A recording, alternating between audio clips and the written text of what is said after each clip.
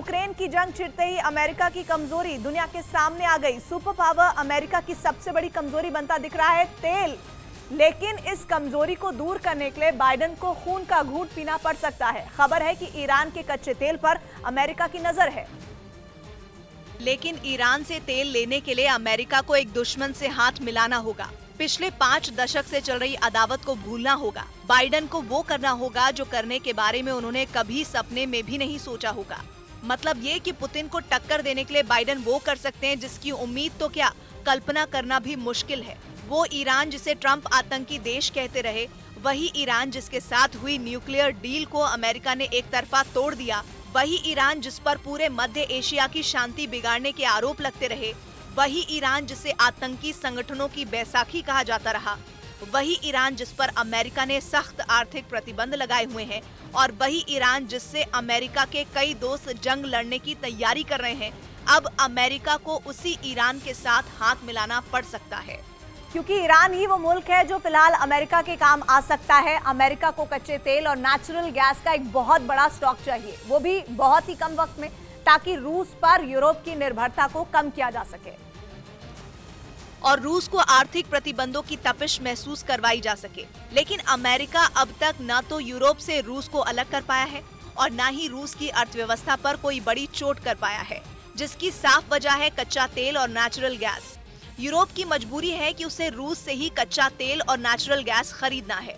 America की appeal मानकर रूस से कारोबारी रिश्ते बंद तो किए जा सकते हैं, लेकिन अमेरिका के पास यूरोप को देने के लिए तेल और गैस नहीं है। मतलब ये कि यही कच्चा तेल और नेचुरल गैस पुतिन की सबसे बड़ी ताकत है और बाइडेन की सबसे बड़ी कमजोरी। हालांकि खबर ये है कि बाइडेन अपनी इस कमजोरी पर बहुत तेजी से काम करना चाहते हैं। अमेरिका अपने पास कच्चे तेल और नेचुरल गैस का इतना बड़ा स्टॉक जमा करना चाहता है जिससे रूस पर यूरोप की निर्भरता को कम किया जा सके। इसके लिए उन्हें जरूरत है ईरान की, जिसे पिछले कई दशकों से अमेरिका दुनिया के लिए बड़ा खतरा बताता रहा है। अब तक ईरान पर बाइडेन की नीति में भी नरमी के कोई संकेत पहले कभी नहीं मिले थे। लेकिन अब ईरान पर बाइडेन इतने बड़े यू टर्न पर विचार कर सकते हैं जिसकी पहले कभी उम्मीद भी नहीं की गई। लेकिन खबर ये है कि ईरान भी इतनी आसानी से मानने वाला नहीं है। ईरान भी अपनी शर्तों का मसौदा तैयार कर चुका है। वो शर्तें जो अमेरिका की तेल और गैस की डील से पहले रखी जाएंगी। सबसे पहली शर्त ये होगी कि अमेरिका ईरान पर लगाए गए आर्थिक प्रतिबंधों को हटा ले, ताकि ईरान अपनी अर्थव्यवस्था को पटरी पर ला सके। लेकिन ये शर्त मान लेना भी कोई आसान बात नहीं है। अगर आर्थिक प्रतिबंध हटा लिए गए तो इसका असर सिर्फ ईरान पर नहीं बल्कि सऊदी अरब और संयुक्त अरब अमीरात पर भी पड़ेगा। दोनों को अमेरिका का फैसला बिल्कुल पसंद नहीं आएगा, क्योंकि दावा ये है कि ईरान के पास पैसे का आसान रास्ता बना तो यूएई और सऊदी अरब के खिलाफ उसकी जंग और तेज होगी। विद्रोहियों को ज्यादा हथियार पहुंचेंगे। खतरा ये भी है कि ईरान ज्यादा तेजी से परमाणु बमों का जखीरा बनाएगा। इजराइल भी ऐसे मुल्कों में है जो ईरान का रास्ता आसान होने नहीं देगा। इसका मतलब साफ होगा कि बाइडेन के लिए ईरान से किसी भी तरह की सौदेबाजी करना बिल्कुल भी आसान नहीं होगा। सबसे बड़ी बात तो यह है कि अमेरिका में कुछ ही महीनों में मिड टर्म इलेक्शन होने हैं, जिनमें बाइडेन के सामने एक बार फिर लोगों का भरोसा जीतने की बड़ी चुनौती होगी। चुनाव में जाने से पहले ही बाइडेन के लिए यूक्रेन जंग गले की हड्डी बन चुकी है।